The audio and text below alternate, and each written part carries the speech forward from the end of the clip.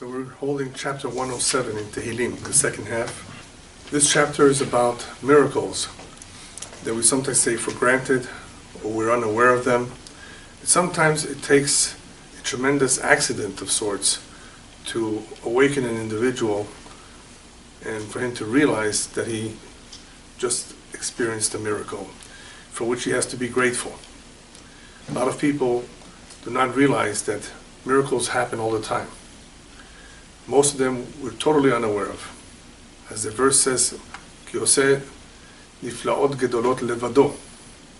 Oseh niflaot levado. Hashem performs miracles on His own, without even telling us.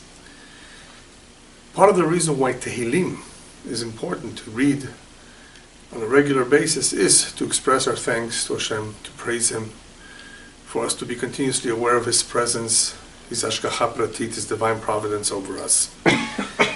Prayer contains a lot of Tehilim. Our regular prayer does contain a lot of Tehilim because part of our prayer consists of giving thanks to Hashem, praising Hashem, not just asking Hashem for favors. That is what you will find in the prayer book, in the Siddur, a lot of Tehilim. Even though the word Tehilim means psalms, praise, songs to Hashem, it's much more than that. The root of the word tefillah partially has to do with connecting. You know, a lot of people, unfortunately, have this midah, this characteristic of ungratefulness. Partially, it is nature that people don't want to feel indebted, obligated to someone. So they'd rather overlook a favor that was done to them, ignore it altogether. They don't want to feel indebted to someone. They're embarrassed, or they don't want to return the favor one day.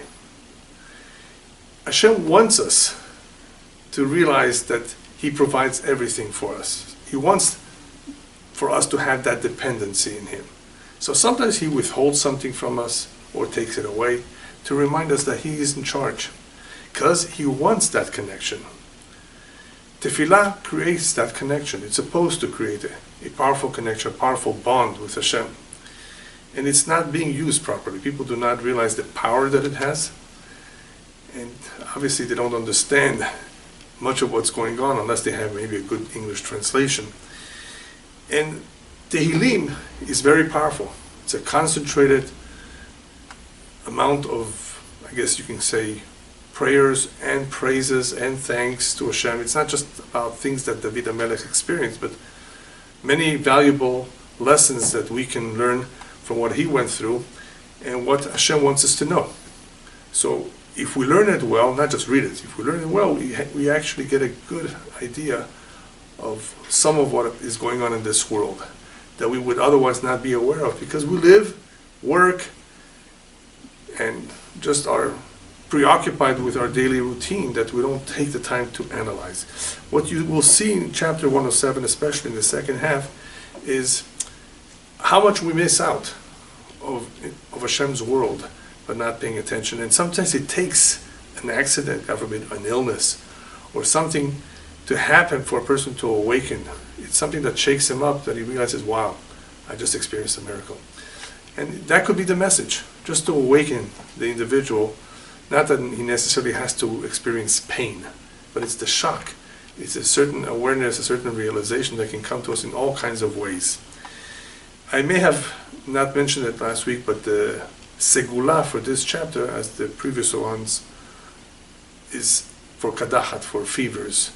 For all kinds of fevers, if someone is suffering, the reading of this chapter may help in bringing about some relief for that kadachat, for that fever. So we've covered some of the examples where people go through potential dangers, either journeying at sea or having been in jail, if you recall, traveling through the desert, having been in the hospital, for all which one has to thank Hashem. Once he's come out alive, he's safe and sound, returning from a potentially dangerous trip. He was not necessarily exposed to real danger, but there was always this potential. And he's, Baruch Hashem, doing well, he recovered. He has to thank Hashem. And we do so by saying a special blessing, HaGomel Lechayavim Tovot Shekemalani Kol Tuv. That we thank Hashem for having performed for having, I guess, bestowed upon us His kindness, for having been so kind to us. And we use the word hayavim, undeserving. Because Hashem did something for us, even though we may be undeserving. That's what the word hayavim is. However, it does also mean that we're obligated. Obligated for what? We're, in a sense, obligated for all those other favors that Hashem may have done for us that we did not take notice of. So we owe Hashem so much. He has done so much for us. So here we make a blessing in recognition of that fact that Hashem was so kind to us. Perhaps even though we are undeserving, He's still kind. But we may have been oblivious to the fact that He has performed many, many miracles on our behalf. So this is the time that we take the moment to express our thanks to Hashem, either through that blessing alone, or if it's a big miracle that occurred, through a Seudat Hodaya, through a special meal. And during the time of the temple, there was a sacrifice, a Korban Todah, that was brought for a variety of reasons that one may have experienced potential danger, including a woman that gave birth. That is also a big risk. And if she's, Baruch Hashem, doing well, and the baby healthy, she has a lot more to think about. So this chapter is not a difficult chapter at all. It's actually very easy to follow. The words are not too difficult. And what's important is to just pay attention to what is He trying to communicate to us. And that is to give thanks to Hashem for everything that He does for us, whether we're aware of it or not. So we're holding verse 23, for those who want to follow Kaf Gimel. Yordei hayam ba'oniyot, oseh melacha b'mayim rabim. So now we're talking about those that journey in the oceans, those that travel far distances, whether they're going fishing or whether they're going on a big trip. People that do this on a regular basis or even once in a while, makes no difference. The sea was always a dangerous place. A father was instructed to teach, if he could, his son how to swim. One of the things that the father needed to do for his son in the old days, amongst other things, not only teach him Torah, not only teach him a profession, but teach him how to swim, because this was of great necessity back then when a lot of the traveling was done over the seas, rivers, no trains, no cars, and there was always this danger of the boat capsizing, people drowning, and this happened a lot. A lot of boats were lost at sea. And besides the fact that they may get lost and not find their ways, and besides the pirates that would attack them, a lot of dangers. So this is what it's talking about here. Yordei hayam ba'oniyot, those that go down to the sea in ships. The reason why it says go down, because you're going down from earth. You're going down from the land. The sea is lower. So that is why it says it in this manner. Those that go down to the seas in ships. Oseh melacha b'mayim rabim, perform tasks in mighty waters. So we're talking about those that do some sort of business in the mighty waters. These are mighty waters. It's a lot more dangerous than the rivers, which are calmer. So you have storms at seas, you have sharks, all kinds of dangers, and you have individuals who would regularly go in their ships, and what would they see? They would experience firsthand something that people would not on a regular basis see. Continuous dangers and perhaps miracles, almost on a daily basis. That is why it says in Kaf Dalet, in the next pasuk, Hema ra'u ma'aseh Adonai. If anybody saw the works of Hashem, it's them. Hema. V'niflotav v'metzulah, and they've seen His wonders in the deep. Now, it's not talking about scuba diving over here, even though you could say that in the Metzulah, in the depth, you can see a lot of wonders of Hashem. But that's something that is accessible for all. As you know, you cannot last for too long without any oxygen below. And even if you had oxygen, you cannot go as deep as you would want. And the deeper you go, not only is there a problem with the pressure, there's also darkness. So we're not talking about necessarily here the depths to discover what there is to discover down there, even though there's a lot of beautiful fish.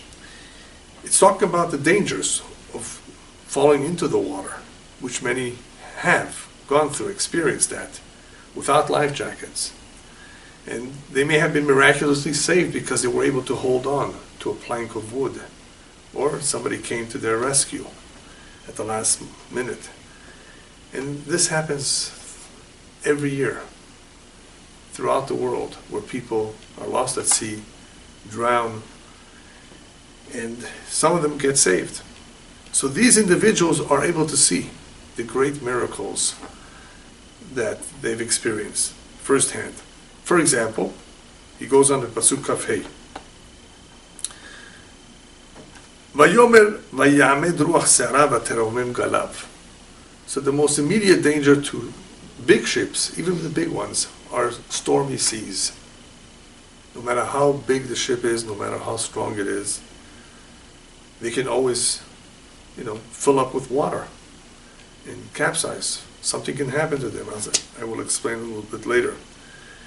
But Ruach Se'ara, verse 25, he spoke and caused a stormy wind to rise. So pay attention, it says Vayomer, it didn't happen by itself. Hashem makes it happen. Obviously, nature takes its course. There are storms at sea all the time. But here we're talking about something that is directed by Hashem for some reason. All you need to do is look at the story of Yonah. And there you have an example of where the seas were really calm. Hashem all of a sudden made it stormy, then made it calm, stormy, calm. They were able to see, the sailors, that this is something very unusual. They're not used to this until they realized that it's because of Yonah. And they asked him forgiveness, but he volunteered to be thrown overboard, and that's when the waters calmed down. The Midrash explains they saw from a distance other ships that were in calm waters, and it was only them who were in stormy waters. So they were able to see that this is something from Shamayim, from heaven. This was some sort of sign. They couldn't figure it out. And obviously, what did they do when they finally arrived at land safely? They brought sacrifices. They converted. They realized that there is a God in this world. So they immediately did something about it. They didn't just say to themselves, wow, this is amazing. And that's it. That's what a lot of people do. Amazing. Incredible. It's a miracle. Now what? They don't do anything about it. But these individuals who go through the oceans experience all kinds of issues. The simplest one, by the way, is vomiting. If you've ever been in a boat, sometimes you can't keep your balance. It's very rocky. I've been quite a few times, I should say I attempted to be various times on a fishing boat to fish. So sometimes we were successful, of course, in catching fish, but if it would just be a little bit the waves would be too strong, I would have to put my head down. I couldn't take it. So the bigger the boats, of course, the easier it is. But even the big boats, people throw up and have a hard time. So this is minor compared to what could really happen. So that's why he describes here some of the problems they go through in a stormy sea. What happens in a stormy sea? He spoke and caused the stormy wind to rise, and it lifted up the waves. And some of the waves can be very, very tall. Yalu shamayim yirdu tehomot nafsham bera'atit mogag. So what happens to the boat? Yalu shamayim, they rise to the sky. They can rise very, very high. And then they plunge to the depths. They go up and down. But look at the last words. They're interesting words. Nafsham bera'atit mogag. Their soul, their spirit, melts in distress. What does that mean? It means that they can't take it, that they throw up, that they just can't maintain their balance. In other words, it's a very, very painful experience. Even if everything is going fine and they're not losing their direction, they're okay as far as the direction where they're headed, but in the meantime, what they're going through. So, once that stops, they have a lot what to think about, because their life is constantly in danger. Now, depending on the Tehilim you have, you may notice that there's some upside down nun after several of these pesukim. Upside down, it's not exactly upside down, it's twisted.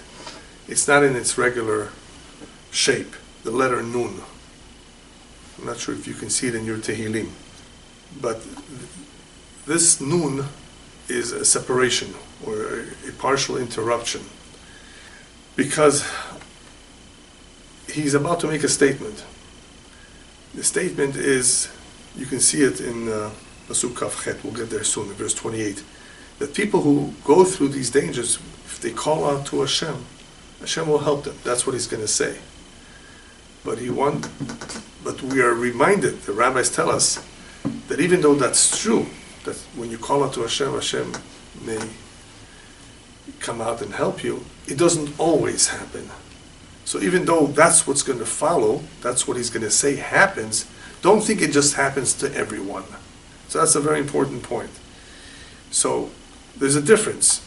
Rabbis tell us that it all depends if an individual calls out to Hashem after the Gzar Din or before the Gzar Din, before the decree was issued or after the decree is issued. If the decree is not issued yet, then a person can call out to Hashem and his prayers may make a difference. They may cancel any potential decrees against him and they can annul any accusation against him. But if it's after the Gzar Din, if it's already been issued, the decree has been issued, you can't appeal it so easily. So even though he's going to talk about crying out to Hashem, don't think that that will always help. That's why you have those nun, the letter nun, in between the various verses, telling us that don't assume that there will always be help coming. It all depends how one asks Hashem to help him, and obviously if he has any other merits, and when he asks, is it before the decree or after the decree? So in the ocean, there is a real opportunity to see from time to time the hand of Hashem at work, the Hashgacha. Pasuk Kaf Zayin. Yahogu v'yanu kashikor v'chol chochmatam titbala. So we maybe talk about experienced sailors over here, who have a lot of experience, who have done this many, many times. But what happens in some of these very, very big storms, verse 27, they reel and stagger like a drunkard, a shikor, because of, the movements. But my favorite is the last words, V'chol chochmatam titbala. Their skill, all their skill, their knowledge and experience is of no avail. It doesn't help them at all. No matter how much they know, no matter how much experience they have, all of a sudden they feel helpless. So this is a real desperate situation where people have no help whatsoever. No matter what they do, they're in danger of drowning, regardless of the type of boat they have, regardless of how experienced they are. Which brings to mind the Titanic, which is what I wanted to speak about briefly.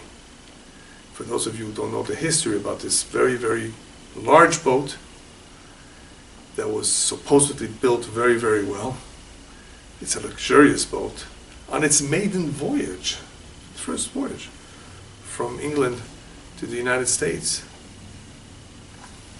capsized, broke apart. No one knows 100% how it happened. All they know is that it hit an iceberg. Okay, so it could be that the iceberg did severe damage and many of the chambers filled up with water, and when there's too much water, the boat can't handle it, no matter how big the boat is. If you flood it with too much water, it will sink. But it broke apart apparently too, so some claim that perhaps they used cheap steel, or the rivets were not the best. There's different theories. they've already found pieces of it. They were able to, in the last few years, to explore the location where the boat sank, and they were able to bring up pieces, and that's why they were able to somewhat figure out what happened to this very, very strong, supposedly strong, powerfully built, large boat, large ship. Still, but why did it happen? We don't know. A lot of people lost their life. Some survived. But I think, the immediate thing that comes to mind is the arrogance. Like something is unbeatable. Nothing will sink this boat. That's what they were saying. It's unsinkable. Who can say that? So when people are very arrogant, when people think that nothing can happen to them, sometimes things happen to them just because of that, to prove this point. It's a very humbling experience. It's a very sad experience. It's very, very tragic. But when things of that nature happen, we need to learn from it. And that's what he's going to talk about over here. We need to share our story for others to learn from, for others to realize that Hashem is the one that's in charge. A lot of people don't realize that. So here you have a big ship that within a very short time completely disappeared from the surface of the water. So what happens when a person is undergoing this kind of an experience? Is there anything that he can still do? Yes. Kafchet, verse 28. ויצעקו לאדוני בצר להם וממצוקותיהם יוציאם. They cried out to Hashem in their distress, and He brought them out from the calamity, from their calamity, whatever it is, whichever calamity they were in. This has happened. Hashem has proved it many, many times. When people call out, when they cry to Him, even though they were going through some great distress, Hashem came and saved the day. Not only at sea, which has happened as well. There have been stories of dolphins saving human beings. All kinds of incredible stories. That's not just an accident. So of course, Mir Shamayim. So the saving of the individual could happen in all kinds of ways. Vayitzaku Hashem. But they called out to Hashem. Now, why does it say Vayitzaku? Vayitzaku means to cry out, to call out and to cry out to Hashem. Why not just say they pray to Hashem? Obviously, to cry out is a little bit more sincere, is someone who's desperate, but somebody who perhaps believes. Do you know that some people who say they don't believe, they will believe? Or they will at least call out to Hashem, who they say does not exist, but at the time of danger, God, please help me, if you're out there. The problem is that after the danger is over, they go back to their old ways, and this is exactly what happened during this Scud missile attack in Israel. If you remember those days, there was a story of a lady that approached a rabbi. Rabbi, I need your help to release a vow, hatarat nedarim. Sometimes, people make a vow, a promise, and that's very serious if you don't keep it. So if you made it by accident, you didn't realize the situation, it was beyond your ability to keep that promise, then it may be possible to have a release, but you can't do it on your own. You have to do it through a rabbi. Yes, how can I help you? What's your vow? Rabbi, as the missiles were raining down on Ramat Gan, I made a vow to Hashem. Hashem, if you really protect me and get me through this, I will start keeping Shabbat. But Rabbi, right now, the danger is over, so please release me of that vow. Could you imagine that? Such a beautiful promise to make. Something which is worthy, something which is right, something which is really an obligation for every Jew to observe the Shabbat, to sanctify it. And she saw the danger. And there was a lot of miracles then. Buildings were collapsing. And almost no one got hurt. Now you want to release yourself from that? But that's exactly what happens. That sometimes, once the danger is over, we forget. But what does happen when a person does cry out to Hashem sincerely? Verse 29. Yakim se'ara lidmama vayecheshu galihem. He transformed the storm into stillness. Dmama means stillness, quiet, tranquility. Vayecheshu galihem. And the waves also became quiet. They calmed down. All of a sudden, just like in the story of Yonah, where this was able to be observed, that somehow it was stormy one moment and it's calmed down, they were able to see that this is the hand of Hashem. So it could happen that when one is in a very big storm and it's very dangerous, call out to Hashem, cry out to Hashem. And this perhaps will help. Verse 30, what happens when the seas do calm down? So those people who were in danger, they rejoiced when they were silenced, in other words, when the waves were silenced. And he led them to their destination. Hashem led them safely to their destination. So they're all happy that the storm is over and they arrived safe and sound. All right, now what? Did they act like the story of the woman that I just told you? Totally forgot about what Hashem did, the miracles that he performed? Or did they do what they were supposed to do, like with the sailors in the story of Yonah? So here he says, what should be done, verse 31, let them do the right thing. Give thanks to Hashem for his kindness and proclaim his wonders, to the children of man. In other words, to people in public. As we've been saying all along, that is the right thing to do, especially when there was a real miracle. But even if there's a potential danger, we make that blessing a gomel.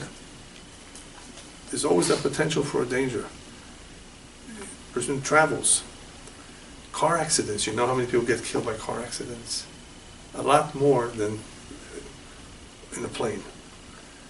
So the rabbis instituted that if you drive a certain distance, highways, out of your city, that you may need to make a tfilat derech, depending on where you're going exactly, a special prayer for the road. A prayer. What for? What do I need a prayer? Because it may be dangerous. But I'm a good driver. Yeah, but who says the other one who's traveling behind you, in front of you, is a good driver? You want protection from flat tires. You lose control. Flat tire going at high speed. All kinds of things can happen on the road. We're not talking about wild animals right now. We're not talking about thieves. But that's also a possibility. A lot of things can go wrong. There have been stories of people driving safely, everything fine. All of a sudden a big boulder comes down from the mountain and crushes their car. All kinds of things. We know that this is all mishamayim. Not everybody does, but we know. So we have to thank Hashem and we have to pray. That prayer is called tfilat derech, the prayer of the road. So that we should be protected from any possibility of something going wrong. Verse 32. How do you express that thanks? V'yiromemuhu b'kehal am u'v'moshav zekenim yahaleluhu. Verse 32. Let them exalt him, in other words, Hashem, in the congregation, in public, amongst a lot of people. U'v'moshav zekenim yahaleluhu, and praise him in the assembly of the elders. The rabbis learned from this verse that it should just not be ordinary people, that some of those people attending should be scholars, should be learned men. We want to make this occasion a special occasion. We want to give it some importance. We want people to learn from it. This is not a party. You know, when people make a birthday party, what exactly are you celebrating? You're just one day closer to your death. So what exactly are you celebrating? Do you know? Well, people who really want to celebrate a birthday should be thank Hashem that he gave me another year, that I'm healthy, that he should continue to give me additional years with health. So you have to be focused properly on what exactly it is that you're celebrating. So here, we want a lot of people to hear about the miracle. We want a lot of people to hear about the praise of Hashem, for them to understand that he is the one that's mashgiach. He's the one that oversees everything in the world. And that's something that is lacking even for people who believe that God created the world. Is he really overseeing everything? Is he really aware of everything? Everything? Yes, everything. He cannot interfere as much as we would like, because that would take away our free will. So there's always a little bit of ester, a little bit of concealment. It has to be that way. It can't be too obvious. But from time to time, we do see Hashem reveal himself in one way or another. And in the miracle, it's something very, very special. But don't let it die down. Don't let it be forgotten. Celebrate it. Give thanks to Hashem and do so publicly. And that's what we do during the holidays. We talk about miracles that happened over 3,000 years ago. What for? So we should not forget, that this is part of our history. And the same God that performed these miracles back then does so today too, just that we don't always see it. We don't always have the merit to see every miracle. What have we seen so far? That prayer helps. Prayer is very powerful, and we know that from a lot of the chapters in Tehilim. Important to pray to God. Hashem wants us to feel that we are dependent on Him. We are connecting to Him in this way. No prayer, then there's no connection. But there's more than that. It's not just a connection. The rabbis actually tell us that prayer can be so powerful that it can annul a very bad decree that has been issued against someone. Bad decree. He's going to be in jail for the next 25 years because of what he did. Or, God forbid, terminal cancer. Or, God forbid, he's going to lose all his money. And this has happened to people. All of these examples have happened to people as a result of some decree from above. Not because of their bad mazal. I'm talking about their mazal was okay, but something happened during their life. So the rabbis tell us as follows. Amar Rabbi Yitzchak, I'm quoting. Rabbi Yitzchak says, Arba'at devarim, there are 4 things that meka'im gzar dino shel adam, that will tear apart even a bad decree that was issued. It's already issued. We talked about before that once a decree is issued, it's almost late, but no. Yes, it's late, but there's 4 things that can really tear up that gzar din. Tzedakah, tze'akah, shinui Hashem, v'shinui ma'aseh. Charity, very powerful. Tze'akah, crying out to Hashem, but sincerely with all your heart, not just regular prayer, something more and beyond, which is where Tehilim comes in. Why do we say Tehilim when people are sick, when people are in trouble? So it's more than just ordinary prayer. Shinui Hashem, we change sometimes a person's name, or we add a name, which is more common when a person is very, very sick. That adding the name, which is a form of changing his name, can possibly change his mazal. Sometimes the mazal has become weakened, and we're trying to do whatever we can for him. That is where we have that custom to add a name to somebody who's very, very sick. This could also be, by the way, for someone who has not had any children. He's not just sick and in the hospital, but they want some, perhaps, improvement to their mazal. In consultation with a rabbi, that may be suggested. The name that you were given at birth is not the best name, so perhaps let's add. We don't quickly change it because we don't know if the new name is going to be better than the old name. So to change, we have to be very careful. Only the big Kabbalists would undertake something like that, to change a name completely. But to add a name, sometimes it's possible, unless we know that the name is no good. And that happens. Sometimes parents don't realize what they're doing. They just give some name, and that name is the name of a wicked individual, or of somebody who died when they were very young. You want to give that child 2 names, not just 1 name, after the person who passed away young. So we have a tradition of how to name a child, and to be careful with the names we give. So Shinui Hashem is a possibility sometimes that will cancel a bad decree. And the last one is Shinui Ma'aseh, which is powerful, that changing one's actions, one's deeds. He's doing something wrong. And he says to Hashem, from now on, I will do things differently. I will be honest. I will not be abusive. Whatever it is, stop talking Lashon Hara. I will not talk it. Any gossip about people, any negative speech. Whatever it may be that is really, really not good, not healthy, and sinful. So he says, I'm going to stop doing that. Shinui Ma'aseh. Basically, teshuvah, repenting. All of this, if it's sincere, if it's strong, and obviously if he is consistent with it, this can make a big, big difference. And that is why I always advise people who doctors have given up on them. And even though doctors are not always right, they're not prophets, they use statistics. They're basing themselves on something. But even statistics can lie. There are exceptions. And we, of course, know that there are miracles. So forget the statistics. Rabbi tells us, even if a sword, the guillotine, is about to come down on someone's neck, even at that moment, don't give up hope.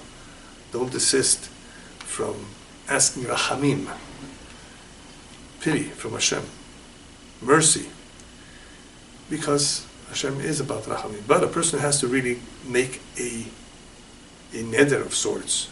Usually we don't make vows. Vows, you may forget about them and they're serious.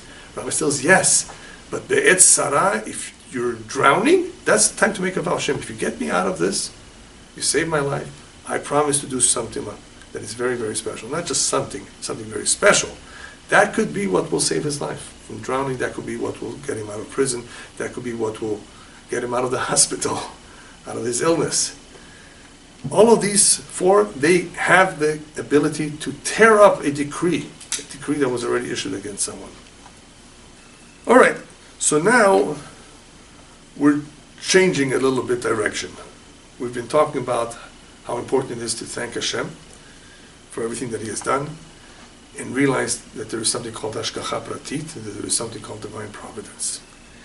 However, if you pay attention now, from verse 33 until the end of the chapter, he's going to talk about how people go back and forth. Even though it is clear, if you observe the situation, that something unnatural happened. But people are skeptics. They'd rather blame nature. They'd rather blame global warming than say that this is an act of God. And that is why sometimes you see extremes. Extremes meaning something not good, and all of a sudden something good. Extremes, one after another. And you wonder to yourself, where is this happening? Why is this happening? It's supposed to awaken people. So the goal, a lot of times the goal is not necessarily a punishment per se, but to awaken people, to trigger them, to get them to think, which they don't do enough. So that's where we're headed here. Pasuk Lamed Gimel. 33. Yasem neharot lemidbar u'motzaei mayim letzimaon. He turns rivers into desert, springs of water into parched land. So in this example, you've had the water, you've had the rivers, and all of a sudden, no rain for a couple of years. Remember California? How many years, not enough rain, and what did that do? It caused a sequía in Spanish, English? Drought. A drought, thank you. They were saying drought. Drought. I guess partially there was a drought, there was not enough rain. All of a sudden, boom, tremendous amount of water.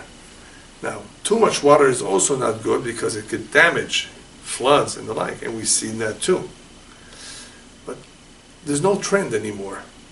In other words, the drought pretty much did stop. Will it come back? We don't know. What does this do to? So if you ask a scientist, he'll give you a scientific explanation. If you ask a meteorologist, he'll tell you, a little bit about the weather. No one will mention the name of God involved in this. And that's what we're doing here. This chapter is specifically to remind us, forget about everything that you're told. Not that there is no such a thing as nature. Of course there's the laws, but who's in charge of the laws, or who made the laws? And sometimes those laws are broken because people break laws. What laws are the people breaking so that they have to experience a drought? We have a tradition, and we won't go through it right now, but there's a list of natural phenomena, natural disasters that occur as a result of certain actions by human beings. It's a whole list of them. Suffice right now is to say is that the extremes, if this is extreme, all of a sudden a place that was fertile, there was rain. So you can't say, well, this is desert land. No, it's not arid. This is regular place that it gets a certain amount of inches of rain, and it doesn't. Why? So, verse 33 gives us an example of going from one extreme to another, where it was once abundant water, and now it's tzimaon. It's parched, dry. Look at verse 34.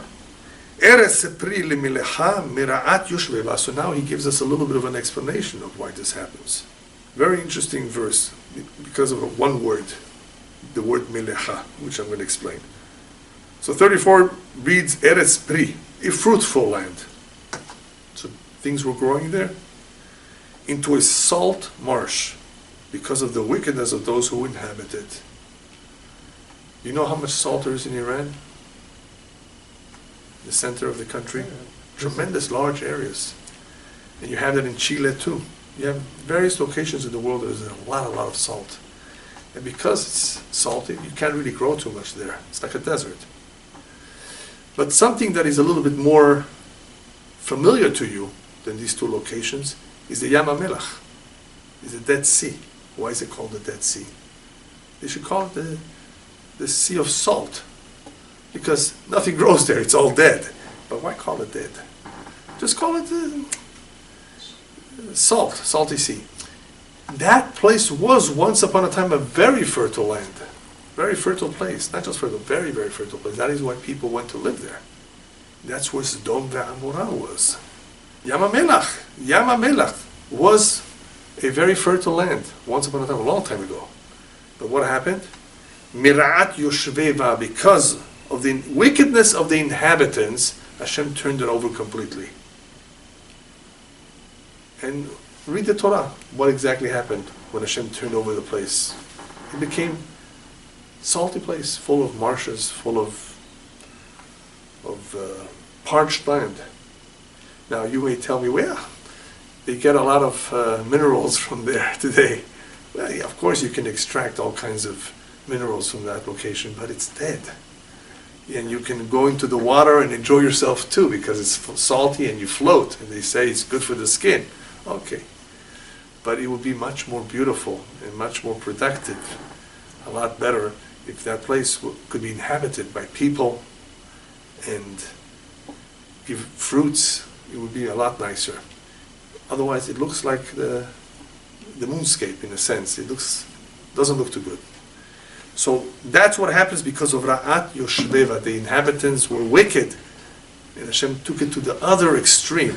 He didn't say, okay, less rain.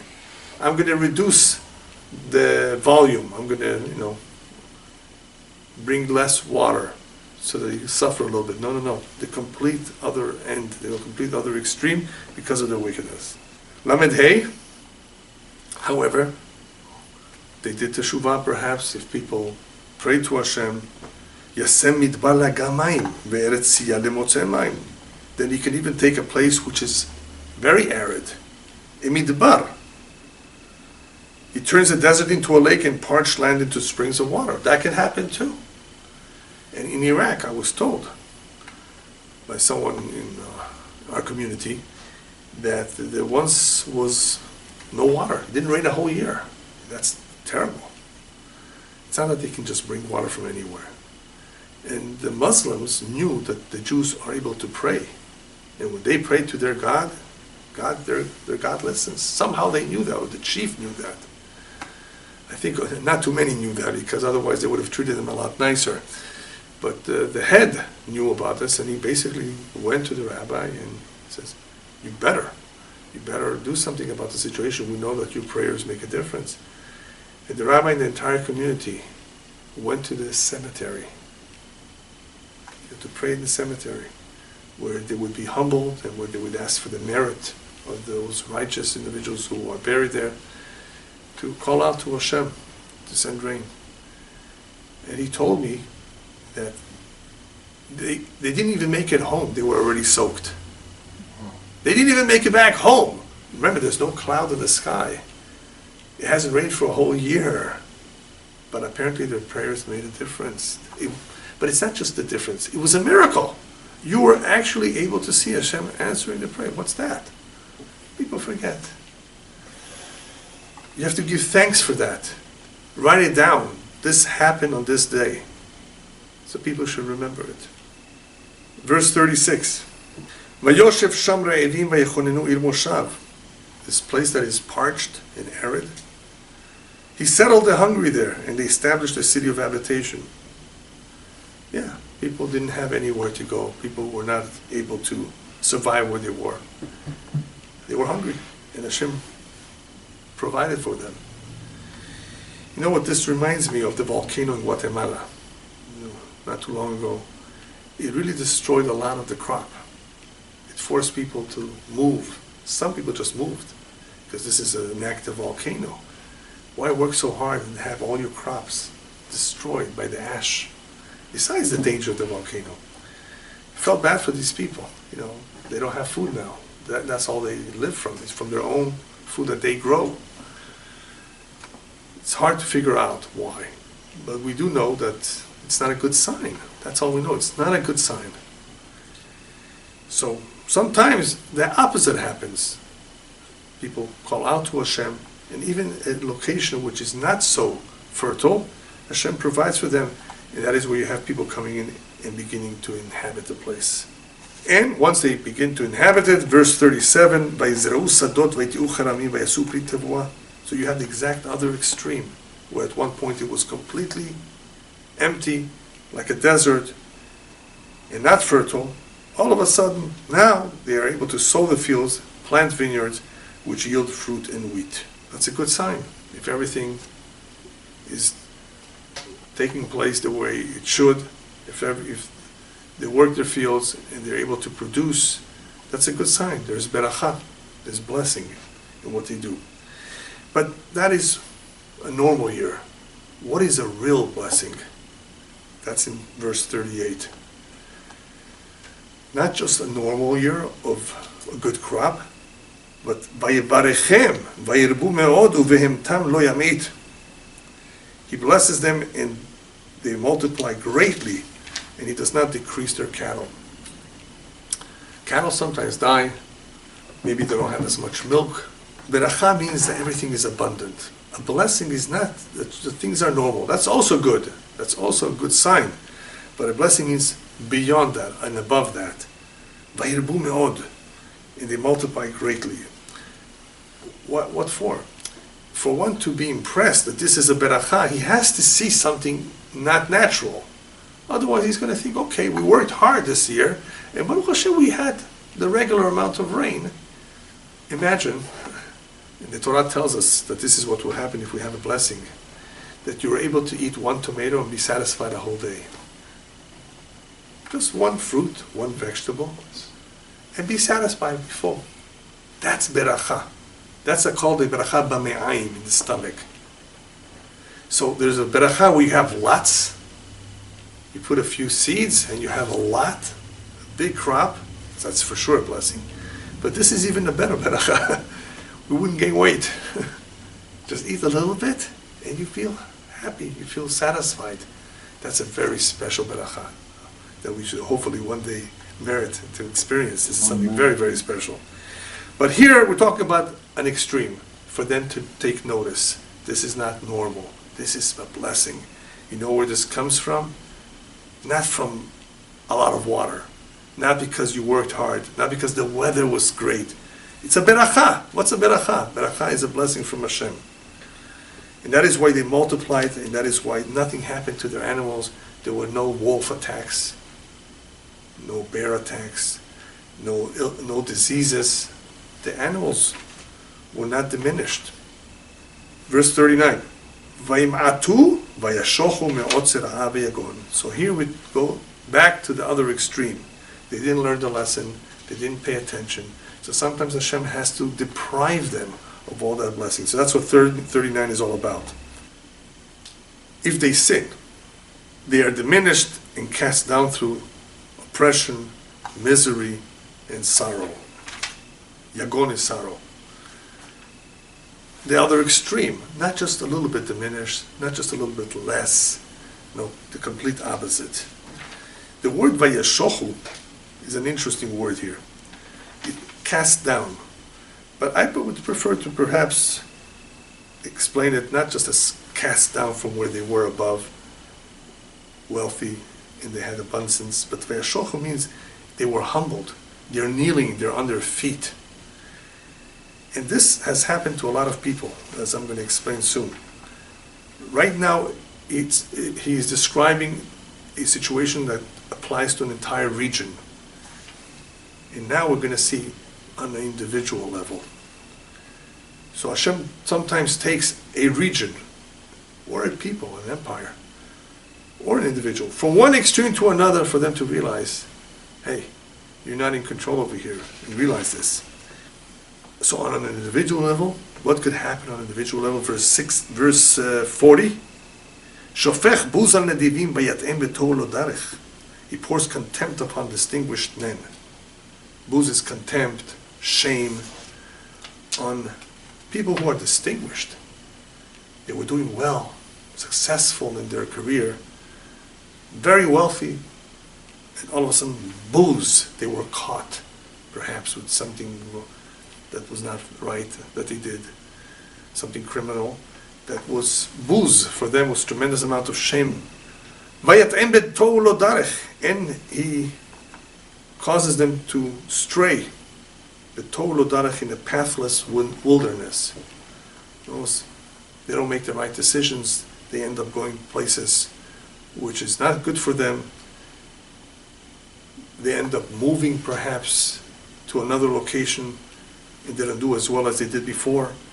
It could happen that an individual is being struck from above with all this booze in poor direction that he now has, where he doesn't know what to do with himself or where to go, as a result of some sort of sin, some sort of bad behavior, to teach a lesson.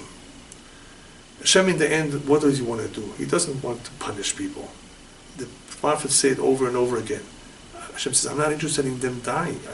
I'd just rather them come back to me. So sometimes Hashem has to really put more and more pressure and booze, shame on people who were once distinguished or being led astray now, where they were so confident before that they knew exactly what to do, and now they don't know, they're lost. That's from Shamayim. On the other hand, verse 41, Vaysagev evyon le'oni, vayasim katzon mishpachot. Verse 41, he raises the needy from distress and makes their families as numerous as flocks. So here we have the opposite. He took somebody who was poor and he made him prosperous. He raises him. Now, do you think this means winning the lottery? The answer is no. The majority of people who won the lotteries, their life was ruined. How come? I'm going to get to that soon. But don't think that that's what it's talking about here. Vaisaged means Hashem supported him. Hashem brought him up. He raised him. He doesn't just say he gave him lots of money. There's a difference. And, of course, his family was blessed. They multiplied. Verse 42, Yir'u yesharim v'yismachu v'chol avla kavtzapiha. What happens at the end when people see the realities? The poor becoming rich, the rich becoming poor. So those who are yesharim, the upright, will observe this and rejoice, and the wicked will close their mouth. Kol avla, all those who are wicked and corrupt, they won't have anything to say. On the contrary, they will be ashamed. This has happened over and over again, but people just don't pay attention, they forget. And because they forget, they don't realize that history repeats itself. People make the same mistakes. They think they're going to get away with it. They're going to do everything they want. It eventually catches up with them. So the Yesharim are able to see the hand of Hashem and they have reason to rejoice. We would love to see more of this. And the wicked, when they see this, all of a sudden, they're completely dumbfounded. They have nothing to say. So last verse is Mi chacham v'yishmor ele v'yitbonenu chazdei Adonai. Let him who is wise bear this in mind. Keep this in mind all the time. And then the benevolent acts of the Hashem will be understood. He finishes the chapter by reminding us how important it is to pay attention, to analyze. Bear these things in mind. If you're wise, pay attention. Look what has happened to others who did the wrong things. Look at the Hashgacha throughout history. Read the whole history of mankind. If you have the time, take a little bit of that time to analyze. You will see a lot. There's a lot to learn. How Hashem's hand is behind the scenes. What I want to do now in the last couple minutes is just share with you, even though you may have heard it from me already, two stories that illustrate some of what he was saying over here. The first one is with my grandfather, Alav Shalom, who once met up with the Rabbi of Ponevezh in South Africa. They met up there. This is a story that goes back 75 years or so, perhaps even more. And the rabbi tells my grandfather, I was just approached by a very wealthy man in South Africa, a Jew, who asked me the following question: Rabbi, I don't understand. Every day I say in the prayer that God can bring someone down from above. He's very, very wealthy, and in very short time he can bring him down, he can make him tumble down. Rabbi, I don't understand that. You see, I have factories in South Africa, and even if Hashem takes away my factories, I have real estate in Manhattan. And even if that real estate is burned down, I still have bank accounts in Switzerland. You mean to say that Hashem can take all of that away from me at once? Rabbi says, no, that's not what it means. Hashem can take you away from all that. He doesn't have to take away anything from you. He can take you away from all of that. 2 days later, this man passed away. This is the rabbi telling my grandfather, could you believe this guy saying what he said? Arrogance, complete arrogance and overconfidence, oblivious to the fact that it's so simple. Hashem gave us life and he can take it anytime he wants to. Be very, very careful never to open your mouth to the Satan, as the rabbis tell us. And that's what one of the Rothschilds, very wealthy man, did. He said something he shouldn't have said. He's so wealthy. And one day, he went into a safe. People have a walk-in closet. He had a walk-in safe. And he got locked in. Nobody heard him. Apparently there was a little bit of air somehow coming into the safe. And nobody hears him. And he started writing down on a piece of paper with his own blood. He pricked his finger. He didn't have a pen, so he pricked his finger with his own blood. He wrote a note. This is coming to me. I'm realizing that I'm dying out of hunger. And I once said that I will never die of hunger, because he thought he had so much money. Of hunger I won't die. Something else maybe, but I will never die of hunger. And now he says, I see that I'm dying of hunger. People have to be a little bit more humble. And getting back to the people who wanted the lottery. Why is the lottery not a blessing? Lottery is not a blessing. It could be that the person, of course, merited to get all this money, but it is definitely a big test to see how he's going to use it. But people don't realize that this is not necessarily a beracha, because the verse says very clearly, Birkat Hashem hi ta'ashir. It's only the blessing of Hashem that will make a person truly wealthy. V'lo yosif etzev ima. If that wealth does not have any etzev, any pain accompany it, associated with it, then it's a beracha. But imagine making all this money and everybody going after you, everybody complaining to you, everybody wants to have a share. Now you have to put up guards to protect you, and you have a headache and you can't sleep. That's not a beracha. That's a beracha, that's a kira'ala. Your life was a lot calmer, easier, with less troubles, less headaches before, when you didn't have all this stuff. So people think, if I only had all the money. You have no idea what this money will do to you. So a beracha is when there is no pain associated with it. Don't think, therefore, that people that made a lot of money, especially if it came to them suddenly, this is a beracha. It's not. It could be something else. Important point that he reminds us towards the end is, be chacham, be wise. Whoever is wise will be able to follow this, pay close attention to it, and of course learn valuable lessons from it as well.